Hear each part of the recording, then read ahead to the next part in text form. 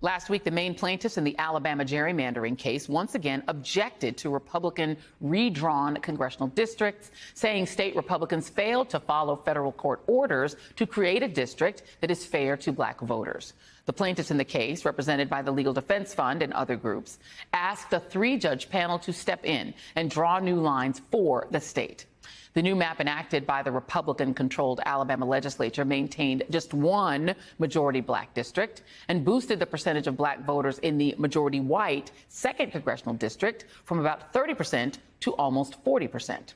Sources tell the Alabama Political Reporter that this new map was pushed by the state's Attorney General, Steve Marshall, who worked closely with the state Senate to deliver this joke of a map, and that Marshall was humiliated about losing the case in the Supreme Court and hopes to overturn Section 2 of the Voting Rights Act to polish his conservative credentials for a future run for higher office. Because, of course. Joining me now is Evan Milligan, Executive Director of Alabama Forward and plaintiff in Merrill v. Milligan, which challenged the Alabama maps as a violation of the Voting Rights Act, and Maya Wiley, President of the Leadership Conference on Civil and Human Rights. And I will leave it to you, Evan, if you want to comment on the fact that your Attorney General is hoping to strike down a landmark piece of legislation, the Voting Rights Act, in order to gain higher office, because he believes that that is what Republican voters would like. Thank you, Joy. I was pretty disappointed both by, the reporting in the article that you're referencing, but also by what we experienced during the public hearings and special session that led to the production of the map that our state passed. And it seems like our Attorney General here is interested in enforcing the law in some instances and then defying it in other instances. On the enforcement end, Carly Russell, the young woman from Hoover who cried wolf, that's been a media sensation. And then the Attorney General has personally gotten involved in that case and is prosecuting her. The same week of the public hearings that took place right before the special session started, where our map was selected, a gentleman named James Barber was actually executed by our state that same Thursday. So those are, instances where we see our legal authorities relying on law enforcement and the rule of law and really adhering to that when it comes to using the criminal justice system. But when it comes to the situation that we're experiencing, or even Patrick Braxton in New Bern, Alabama, who won his mayoral election and is yet to be seated, there's silence or there's defiance of federal court orders. So it seems like it depends on the law, if whether or not certain folks will enforce the law and who that law benefits. And that's not inviting young people into the process. That's not inviting more Alabamians into our process at a time right now where our state is facing challenges in climate, poverty, political extremism that we haven't encountered at the same time ever. And we need leadership. And so I've been disappointed, but the other plaintiffs and I are really digging down deep along with our legal representation at LDF, and we'll continue to move forward. Maya, anti-blackness is a train that's never late in America. And it does seem that right now the people who are in leadership in Alabama are sort of trying to festoon themselves. You just heard Evan Milligan describe in many ways the way they're trying to sort of wrap themselves in anti-blackness, including saying, yeah, I don't care what the Supreme Court says, massive resistance. Y'all are not getting fair representation, not in this state. Yeah, I mean, all we're seeing in play here is states' rights. That you made the reference earlier, Joy, to Brown versus Board of Education, the way states stood up and said, we don't care what the Supreme Court said, we're not going to do it.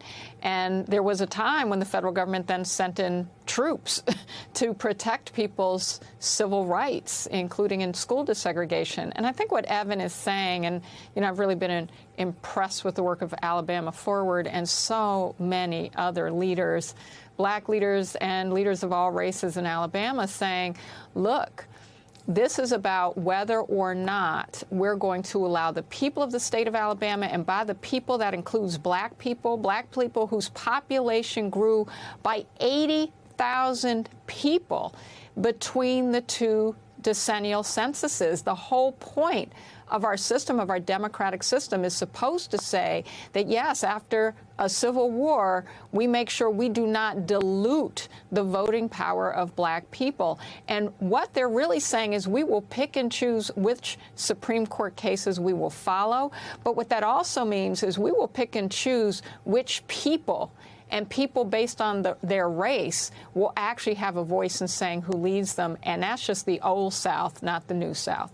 And Evan, what do you make of the part of the reporting that says that the strategy of your Attorney General is to use this case and their defiance of the Supreme Court to eviscerate the entire Voting Rights Act? They seem to want to eliminate the whole thing, or at least strike down Section 2. Well, I know that federal judges have a lot on their plate. They have, their staffs, their clerks, they have a very busy docket. One of our senators here has been involved in opposing appointments of additional judges who could help relieve some of that docket. So I don't think they look forward to state governments openly defying very clear orders that they give and then bringing those cases back along the conveyor belt. So I'll be surprised if their strategy works. But whether or not it works, the message that it communicates is dangerous, because we're at a time now where there is a growing far-right movement in our country, and we've seen support come from certain segments of our leadership here, certain segments of our population. And when there's an anti-federal government sentiment within the messaging that comes from even our top law enforcement officers, then it says even if their plan fails and we actually win the case, and we, let's say we have a new district created where you have a majority black population, what's the messaging that has already tilled the soil for people's interpretation of that district? Well, now they're going to see it as illegitimate. Now they're going to see it as some sort of the same talking points from the late 19th century. This is a federal occupation district. And then that same messaging will trend around the country with other cases that are waiting on the outcome of our case. And so we see that messaging spread in 2024, leading into these elections or beyond.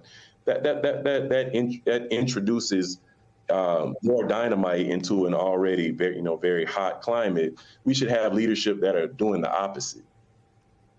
And one wonders why certain people are trying to hide history books and hide history. It's because they would like to be able to repeat it without anybody understanding what they're doing. Evan Milligan and Maya Wiley, thank you both.